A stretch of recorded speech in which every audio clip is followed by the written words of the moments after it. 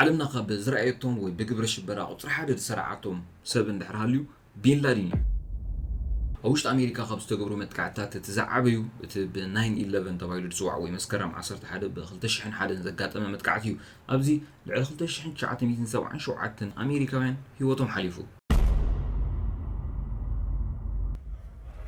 This just in, you are looking at obviously very disturbing.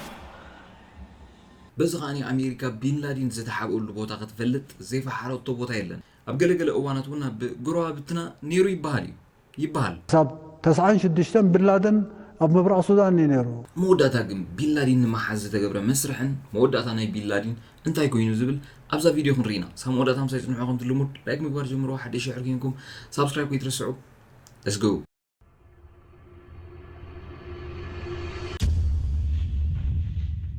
مسكرم عصرت حدا كلتشين حدا 9/11 زبال متقعتيا بأمريكا مسقاتما بريزيدنت بوش وانا علام أوساما بن لادين هدين كاما حزينيرو بريزيدنت بوش أبزاتنا آتينا حيزنا ناب بيت فردي كنقربو إينا خبرون تسمعينيرو بن لادين زركبلو برخاتات أفغانستان أبزركب توربارا زتبالو بوتا من باري زنقر نهال قاعدة مرحن مركب أمريكا بوزوح العلن تحت نيليا زون كم 9/11 زبلا ناي قبر شبراو متقعتي كفت سامي خليو كابزبل سقات توسخي على إذا سنبدأ بمدرة أمريكا بستفدت أمام كعتي قدام يتدلعي كجبرخ على نجوجل القاعدة زمرح أسامة بن لادين يترفق التحز أبي كم زلون كفلت أي كالن أبي بوليتيكا ما أكلم ببرق أفلوت أزلو جازتنيا خمس جلسو على حدا وان أبي إيران الله يبهل بتحدى وجندما أبي أفغانستان الله يبهل بتزجرم جن أسامة بن لادين نايك ربا بيتسبون أبي كم زلو أي فلتون يمنيرهم أبي كلتش حنشو مونتن أبني أمريكا بريزيدنتاو مرجع تواداري روز نبرة باراك أوباما أبتي بريزيدنتاو مرجع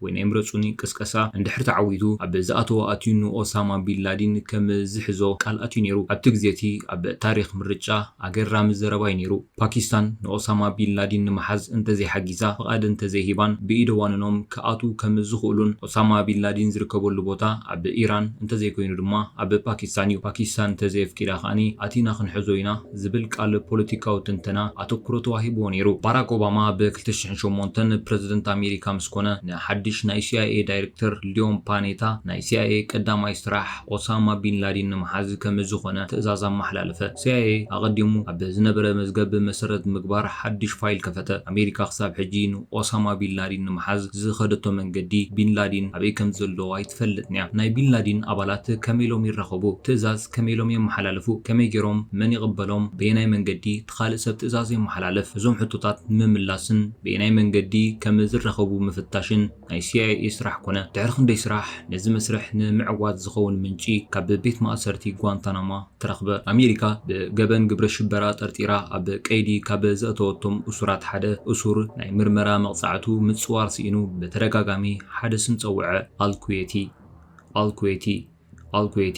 بترقاقامي الكويتي زبل شمتوعة CIA الكويتي ويبعلو بن لادين ويدما ناي بن لادين كرباسب حدا يبن بالترترة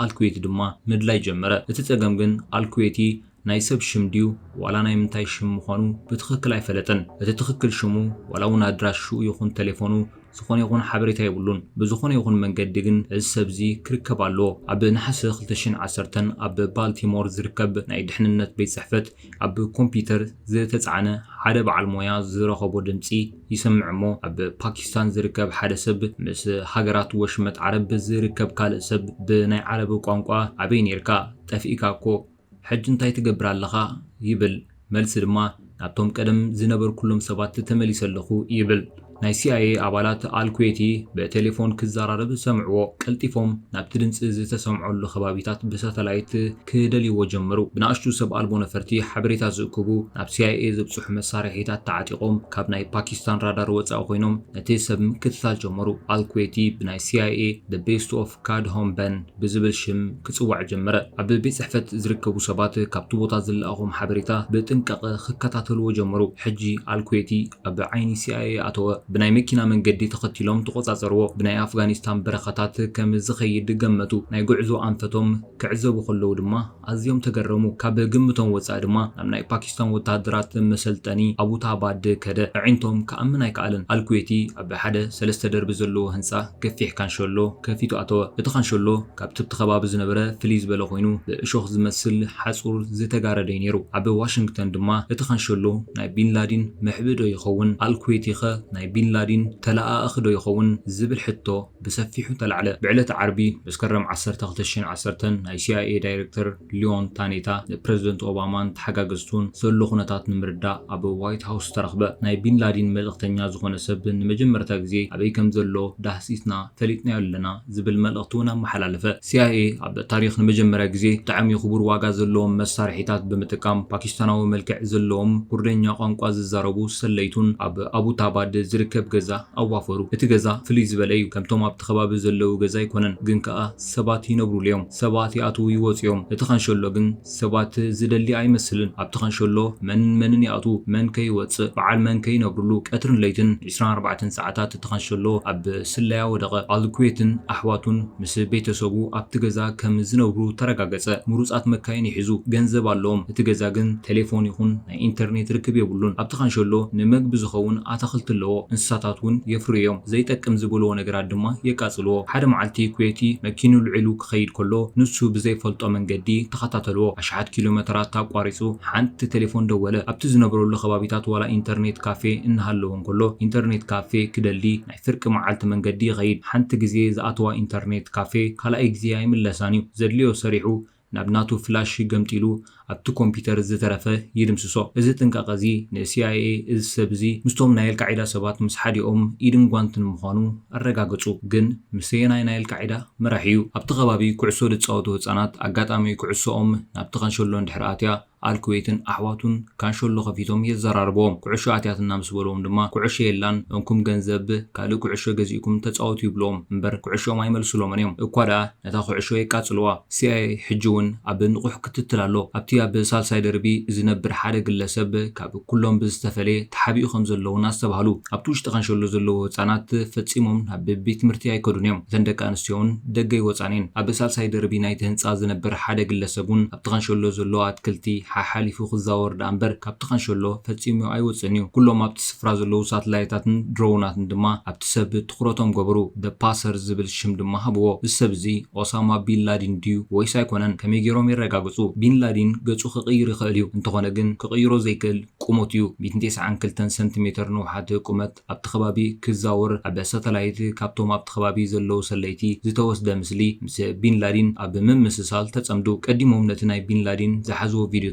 حدا بحدا فتشوا برقص أريجو خخون يخليو مو السبزي بيلادين دا يخون من بريو خا كاب غدغار وصيو أبو تاباد ديزلو مسلوز مرمرو سبات برقص السبزي بين لادين يبلو كالو دما بين لادين يكونن بمبال أب كلتا مغلوب تقمت 14 أبلا CIA كساب حجي زرقو ومرداتات بريزيدنت أوباما أغلبلو أوباما دما سبوق حسابكم تردي إنه الله حجي نسبز نمحز أنتي كنجبر لنا بمبال حتتهم أمودات دما تكاسلها أمريكا كميجركا عب بين لادين زلو بوتا مت قاعدن بفتصام زخ الأمارات سات حساب كقربو تأزاز هبه ناي CIA حلافي ليو تانيتا Joint Special Force Operation of Command زبال أمريكا فوليو حيليات زراريبو بعبيتو سرحتاتو زفلت أدميرال ماكريشن تزراريبون زرخبو حبريتا هبوهم بيناي من قدي مت قاعدن بفتصام كمزكا التماخرو أمونغو زغنتاتو أسامة بن لادين أب موسكو تلفزيون قريبو أب للا أمريكا مت قاعدي كمزفتم تزاربه ليو بانيتا دما كميجيروم مت قاعدي كفتصمو كمزحسبو أب وايت هاوس ترخيبهم منغستا أمريكا فلتو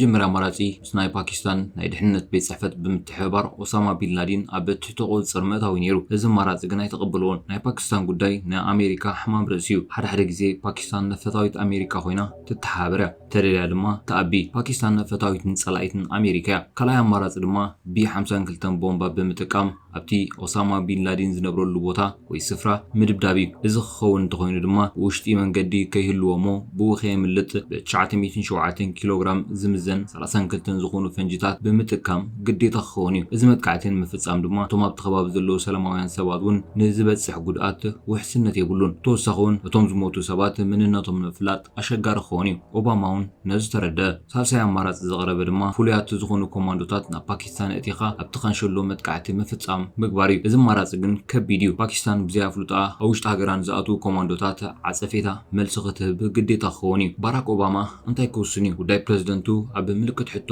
ክኣቱ እዩ። ካብ ናይ ፓኪስታን ኣፍሉጦ ወፃኢ ኮማንዶ ክልእኽ ወይስ ንቢንላዲን ዝሕዙ ካልእ መንገዲ ምድላይ? ፕረዚደንት ባራክ ኦባማ ኣብ መንጎ ሰለስተ ሓሳብ ተቐርቂሩ እንከሎ ንኣድሚራል ማክሬሽን ቶም ኮማንዶ ልምምድ ንኽገብሩ ኣዘዝዎም። ዘ ኖብል ሲቲ ናምበር 6 ዝበሃል ኣሜሪካ ኣለኒ ትብሎ ትምካሐሉን ፀረ ሽበራ ኮማንዶ ነቲ ቢንላዲን ኣለዎ ዝተባሃለ ቦታ ዝመስል ገዛ ሰሪሖም ሓይሊ ኣየር ፓኪስታን ጥሒሶም ካብ ራዳር ወፃኢ ኣትዮም ዕውት ኦፕሬሽን ክገብሩ ከም ዝኽእሉ ልምምድ ጀመሩ። ብዘይካ ኣዛዚ ኣድሚራል ማክሬሽን ኩሎም እቶም ኣጥቃዕቲ ኣብ ንምንታይን ከም ዝፍጸም ኣፍልጦ ይነበሮምን። 23 ኣባላት ምስ ሓደ ተርጓምን ስልጡን ከልብን ንጉዕዞ ተዳለዉ። 6 ኣባላት ብላዕሊ ካብ ነፋሪት ክወርዱ 6 ድማ ብታሕቲ ክኣትዉ። ካብቲ ገዛ ዝሃድም ሰብ ከምዘየለ ጌርካ መጥቃዒ ነይሩ። ኣብ መወዳእታ ልምምድ ከጋጥሞም ዝኽእል መጥቃዕትታት ኣብ ጸልማት ዋላ ይኹን ዝተዋሃቦም ተልእኾ ከመይ ጌሮም ከም ዝፍጽሙ ኣብ ጥቖም ዘሎ ሰብ ካበይኖት ኣባላት ምዃኑ ምልላይ ዝብሉን ሰላማዊ ሰብ ድዩ ወይስ ናይ አልቃዒዳ ሰብ እዩ? ዋላ እውን ኣብ ጸልማት ከመይ ጌሮም ከም ዘለልይዎም ተለማመዱ። ብጀካዚ ኣብ ውሽጢ ምስ ኣተዉ ድማ ኣጥፊኦም ዝጠፍኡ ፈንጂ ዝሓዙ ናይ አልቃዒዳ ሰባት እንተጋጢሞም ሓደ ብሓደ እንታይ ክገብሩ ከም ዘለዉ ተለማመዱ። ካብ ኩሉ ንላዕሊ ድማ ዝተዋሃቦም ፈጺሞም ኣብ ውሽጢ 30 ደቂቕ ክወፁ ከም ዘለዎም ስለ ዝተረድኡ ካብኡ ንላዕሊ ምጽናሕ ኣብ ኢድ ፓኪስታን ወታደራት ክወድቁ ስለ ዝኽእሉ ኣብ ውሽጢ 30 ደቂቕ ስርሖም ክዛዝሙ ግዴታ እዩ ነይሩ። እዞም ናይ ኣድሚራል ማክሬቨን ኣባላት ኣብ ናይ መጨረሻ ልምምድ እንከለዉ ባራክ ኦባማ ኣብ ዋይት ሃውስ ምስጢራዊ ኣኼባ ምስ ዝተወሰኑ ሰበስልጣን ጥራይ ንምግባር ተኣኪቡሎ። ናይ ፕረዚደንት ምክትል ኣማኻሪ ምክትል ሓላፍን እኳ ስለዚ ኣኼባ ኣይፈልጡን እዮም ነይሮም። ባራክ ኦባማ ናይዚ ጉዳይ ምስጢር እንድሕር ወፂኡ ብዙሓት ጉዳያት ከበላሹ ይኽእሉ እዮም ብዝብል ካብ ፈተውቶም እውን ርሒቖም ከም ዝነበሩ ይንገር። ኣድሚራል ማክሬቨን ጉዳይ ንምፍጻም ክልተ ሄሊኮፕተራትን ፍሉይ ቴክኖሎጂ ዝዓጠቑ ምስ ዘድሊ ነገራት ከም ዝተዳለዉ ኣረጋገጸ። ብኣዝዩ ዝገርም ብቕዓት ዘለወን ካብ ናይ ፓኪስታን ራዳራት ክኽወላ ዝኽእላ ኣብ በረራ ዘውፅኦ ድምፂ ምዕፋንን ምቕናስን ዝኽእላ ዘመናዊ ቴክኖሎጂ ዝዓጠቓ ኣውሮፕላናት እውን ተቐረባ። ሶኒ 26 ሚያዝያ 2011 ሲል ተባሂሉ ዝተሰመየ ጉጅለ ናብ ጃላባድ ኣብ ኣፍጋኒስታን በረረ። ኣድሚራል ማክሬቨን ነዚ ተልእኾ ቁሩብ እዩ ዘሎ። እቲ ኦፕሬሽን ለይቲ ክኸውን ተዳልዮምሉ ኣለዉ። ዋይት ሃውስ ግን ሕጂ እውን ንውሳነ ተጸጊሙሎ። ኣቦታባድ ፓኪስታን ኦሳማ ቢን ላዲን ይነብረሉ ተባሂሉ ዝግመት ቦታ ጉጅለ CIA 60 ሚእታዊት ወይ 70 ሚእታዊት ርግጸኛ ኣብ ዘይኮነሉ ተበጊሶም ኣለዉ። ኦሳማ ቢን ላዲን ካብ 1996 ጀሚሩ ንኣሜሪካን ፈተውታን መጥቃዕቲ ክፍጽም ንድፊ መጥቃዕቲ ከዳሉን ዝጸንሐ እዩ። ናይዚ እቲ ብተኣምር ዝግለጽ ድማ 9/11 እዩ። 10 ዓመቱ ኣብ ዘኽብረሉ ዘሎ እዋን ድማ ካልእ ተወሳኺ መጥቃዕቲ ክፍጽም ከም ዝኽእል ኦሳማ ቢን ላዲን መልእኽቲ የመሓላልፍ ኣሎ። ሚያዝያ 29 2011 ዕለተ ዓርቢ ፕረዚደንት ባራክ ኦባማ ጉዕዞኹም ቀጽሉ ዝብል ውሳኑ ኣመሓላለፈ። ኣብ ኣቡታባድ ዝርከቡ ናይ CIA ስለያ ኩሉ ንብረትኩም ጠቕሊልኩም ውፁ ዝብል ትእዛዝ እውን ተዋሃቦም። ሰንበት መጥቃዕቲ ኣብ ልዕሊ ቢን ላዲን ንምፍጻም ተዳለዉ። ኣባላት ሲል ናብ ሄሊኮፕተር ኣትዮም ኣለዉ። ክልተ ቼኖክ ዝተባህላ ሄሊኮፕተራት ዝኾነ ነገር ተተፈጢሩ ምሕለውታ ዝኾኑ 56 ወታደራት ጸዓና።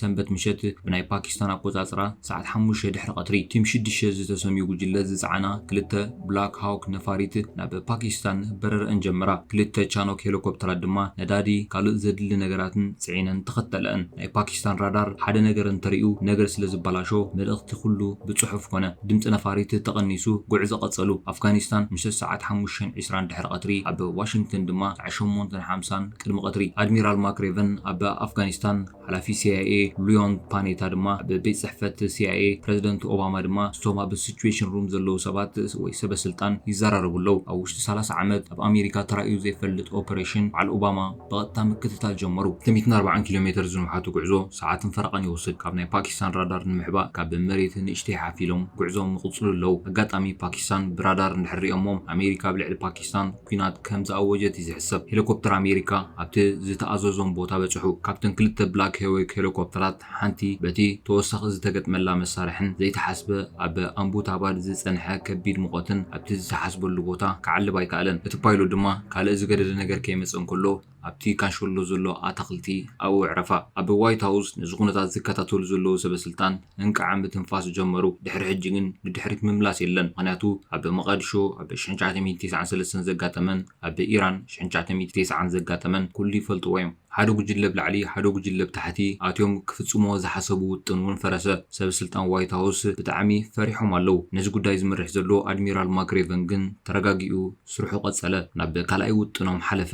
ኩሎም ኣባላት ብታሕቲ ጀሚሮም መጥቃዕቲ ክፍጽሙ ኣዘዘ። ኣብቲ ድቕድቕ ጸልማት ኣባላት ሲል ቅድምን ድሕርን ተኸፋፊሎም ኣብ ክልተ ጉጅለ ኮይኖም ናብ ውሽጢ ኣተው። እቲ ቀዳማይ ህንጻ መብራህቲ ጠፍአ። ኣብቲ ካንሸሎ ዘሎ ካልእ ገዛ ሓደ ሰብ ንሓንቲ ሰበይቲ ተኸቲሉ መሳሪሑ ኣነጻጺሩ እናጎየየ መጸ። ብድምፂ ኣልባ ጠያይት ኣብ ኣፍሉ ባህሪሞም ድማ ወድቕዎ። እቲ ዝወደቐ ሰብ ኩዌቲ ምስ ሰበይቱ ምዃኑ ምስ ኣረጋገጹ ድሒሮም ናብ ላዕሊ ወጹ። ናይቲ ከባቢ ነበርቲ ድምፂ ሰሚዖም እንታይ ተፈጢሩ እናበሉ ምሕታት ጀመሩ። እቲ ተርጓማይ ድማ ተመለሱ እናበለ ብቋንቋኦም መለሰሎም። ካልእ ሰብ ድማ ናብ ጥቕንዲ ገዛ እንዳሃደመ ብጠያይት ተቐተልዎ። እቲ ዝተዓፀወ ማዕፆውን ብፈንጂ ኸፈትዎ። ስርሖም ቀጸሉ። ኣብ ዋይት ሃውስ ብቐጥታ ዝከታተሉ ዝነበሩ ምስሊ ተቋረጾም። ናይ ሲል ኣባላት ታሕተዋይ ክፍሊ ገዲፎም ናብ ላዕሊ ምምጻእ ጀመሩ። እቲ ደረጃ ኣዝዩ ጸቢብ ስለ ዝነበረ ኣብ ላዕሊ እውን እንታይ ከም ዘጋጥሞም መን ከም ዝቕበሎም ኣይፈልጡን እዮም። መሳርሒኦም ኣነጻጺሮም መንገዶም ቀጸሉ። ካብ ላዕሊ ሓደ ሰብ እናጎየየ መጾም ብጥይት ተቐበልዎ። ዝተዋሃቦም ትእዛዝ እንተኽኢልኩም ማርኽዎም ተዘይኮይኑ ግን ቀተልዎም እዩ ዝብል ነይሩ። ኣብ ናይ ሞትን ህይወትን ወሰንቲ ደቃይቕ እዮም ዘለዉ። ቀስ እናበሉ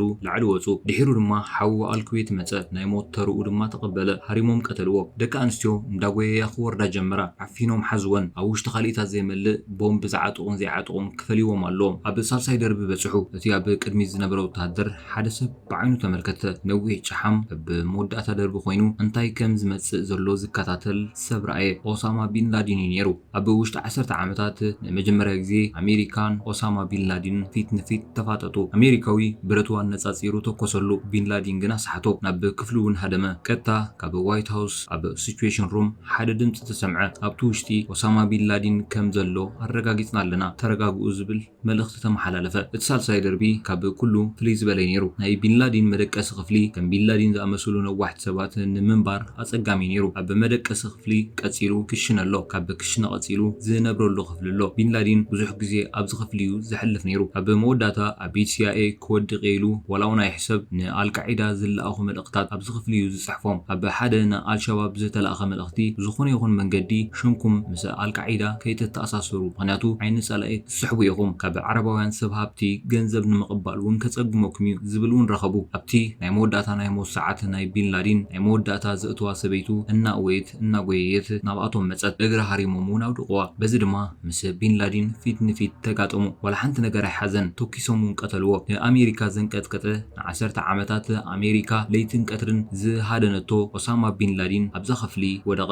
6:50 ደቂቕን ድሕሪ ቀትሪ ብኣቆጻጽራ ፓኪስታን ኣባላት ሲል 20 ደቂቕ ገይሮም ኣለዉ። ዝተዋሃቦም ናይ ግዜ ገደብ ዝተረፎም 10 ደቂቕ ጥራይ ነይሩ። እቲ ዝቐተልዎ ሰብ ኦሳማ ቢንላዲን ድዩ ኣይኮነን ዝብል ሕቶ ንምምላስ ሕጂ ምርመራ ምግባር ይጽበዮም። መዕቀኒ ቁመት ስለ ዘይሓዙ ሓደ ካብቶም ወታደራት ንውሕ ዝበለ ኣብ መሬት ምስ ቢንላዲን ወዲቑ ቁመቱ ተዓቀነ። ካልኦት ድማ ናይ ቢንላዲን ኣስክሬን ስእሊ ስኢሎም ናብ ኣፍጋኒስታን ዝርከብ ናይ ኣሜሪካ ቤት ጽሕፈት ካብኡ ድማ ናብ ዋሽንግተን ለኣኽዎ። ናይ መወዳእታ ምርመራ ድማ ናይ DNA ምርመራ ምግባር እዩ ነይሩ። ቢንላዲን ሒዝካዮ ብምኻድ ምናልባት እቲ ዝተቐትለ ምርመራ ናይ DNA ጌርካ ኦሳማ ቢንላዲን ምዃኑ እንድሕር ዘይተረጋጊጹ ኣሜሪካ ናብ ፓኪስታን ኣትያ ዝፈጸመቶ ተግባር ወላ ሓንቲ ምላሽ የብላን። እዚ ምርመራ ብቕልጡፍ ክግበር ኣለዎ። እዚ ክኸውን እንድሕር ኮይኑ ድማ ኣስክሬን ኦሳማ ቢንላዲን ኣፍጋኒስታን ክበጽሕ ኣለዎ። ሓንቲ ብላክ ሆዊክ ዳውን ኣውሮፕላን ናይ ቴክኒክ ጸገም ስለ ዘጋጠማ ናይ መወዳእታ ምርመራ ድማ ናይ DNA ምርመራ ምግባር እዩ ነይሩ። ንቢንላዲን ሒዝካ ብምኻድ ኣፍጋኒስታን ክበጽሕ ኣለዎ። እቲ ሓንቲ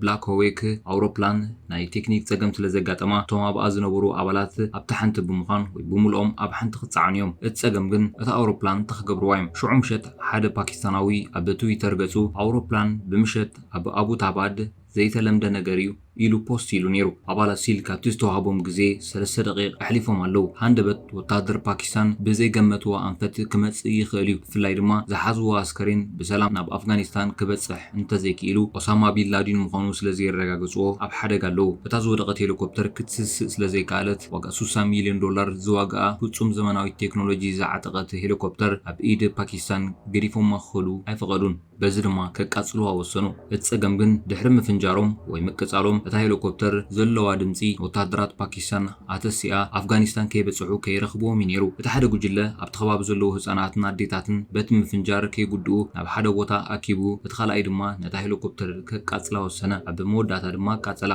ኣብ ኣቡታባድ ሓያል ድምጺ ተሰምዐ ኣቐዲሙ ነገር ጨኒዎ መጽሓፍ ዝጀመረ ፓኪስታናዊ ኣብ ኣቡታባድ ከቢድ ፍንጀራ እዚ ዝኾነ ነገር ከም ዘለዊ ዘመልክት ኢሉ ኣብ ትዊተር ጸሓፈ በኣቆጻጽራ ፓኪስታን ሰዓት 7:08 ደቂቕን ድሕሪ ቀትሪ ኣባላት ሲል ቀቲልና ኢሎም ዝኣመንሉ ኣስከሬን ኦሳማ ቢን ላዲን ሒዞም ካብ ፓኪስታን ናብ ኣፍጋኒስታን ጉዕዞም ጀመሩ ብላክ ሆዌክ ነዳዲ እናወደአት ስለትኸይድ ዘላ ኣብ ደቡብ ኣፍጋኒስታን በጺሓ ነዳዲ ክትመልእ ኣለዋ ብፓኪስታን ሰዓት 9 ድሕሪ ቀትሪ ብዋሽንግተን ድማ ሰዓት 12:10 ድሕሪ ቀትሪ ኾነ እታ ሄሊኮፕተር ኣብ ዶብ ነዳዲ መሊኣ ብሰላም ጃላባድ ኣፍጋኒስታን ዓረፈት ሓይልታት ፓኪስታን ኣብቲ ኻንሸሎ በጽሑ ሓንቲ ሄሊኮፕተር እናተቐጸለት ረኸብዋ ቤተሰብ ቢን ላዲን ኣብ መሬት ተዘሪኦም ረኸብዎም ካብ ኣስከሬን ኑማና ተወሲዱ ምርመራ ተጀመረ እቲ ውጽኢት ክሳብ ዝመጽእ ድማ ናይ ኣስከሬን ምስሊ ተወሲዱ ብሲአይኤ ክጻረ ተጀመረ ብዋሽንግተን 20 ጎደል ንሓደ ናይ ስእሊ ምርመራ ካብ መጥቃዕቲ ድሕሪ 2 ሰዓታት ተፈሊጡ ናይ ዲኤንኤ ምርመራ ግን 8 ሰዓታት ይድልዩ ኣብ ኣቡታባድ ዝተቃጸለት ሄሊኮፕተር ናይ ኣሜሪካ ምዃናውን ወረ ክበጽሕ ጀመረ ዋሽንግተን ከቢድ ጸቕጢ ኣለዎ ሕጂ ወረ ምስማዕ ተጀሚሩ እዩ ኣብ ዋሽንግተን ዲሲ ሰዓት 2:35 ባራክ ኦባማ መግለጺ ክህብ ወሰነ ናብ መድረኽ እውን ደየበ ፕሬዝደንት ኦባማ ንህዝቢ ኣሜሪካን ህዝቢ ዓለምን ዝብለለኒ ብምባል ጀመረ መንግስቲ ኣሜሪካ ናይ ሸሓት ደም ተሓታትን ዝኾነ ናይ አልቃዒዳ መራሒ ኦሳማ ቢን ላዲን ንምቕታል ዘካየደቶ መጥቃዕቲ ፈጺሟላ ውሱናት ኣሜሪካውያን ዘካተተ ጉጅለ ሎሚ ንኣሜሪካውያን ዓወት ንኣልቃዒዳ ስዕረት ብዘደንቕ ብቕዓት ጅግንነት ዓበ ታሪኽን ሰሪሖም ኣለው ክብል ኣበሰሮም ታምሸተ ኣሜሪካውያን በብኸባቢኦም ሓጎሶም ክገልጹ ተራዩ ኣብ መወዳእታ ብኣቆጻጽራ ዋሽንግተን ዲሲ ሰዓት 8 ድሕሪ ቀትሪ ቢን ላዲን ካብ ዝቕተል 24 ሰዓት ቅድሚ ምምልኡ ሬስኡ ኣብ ባሕሪ ዓረብ ተደርበየ ኣሜሪካን 10 ዓመታት ክትደልዮ ዝጸንሐት ናይ 9/11 መጥቃዕቲ ፈጻሚ ናይ አልቃዒዳ መራሕን ኦሳማ ቢን ላዲን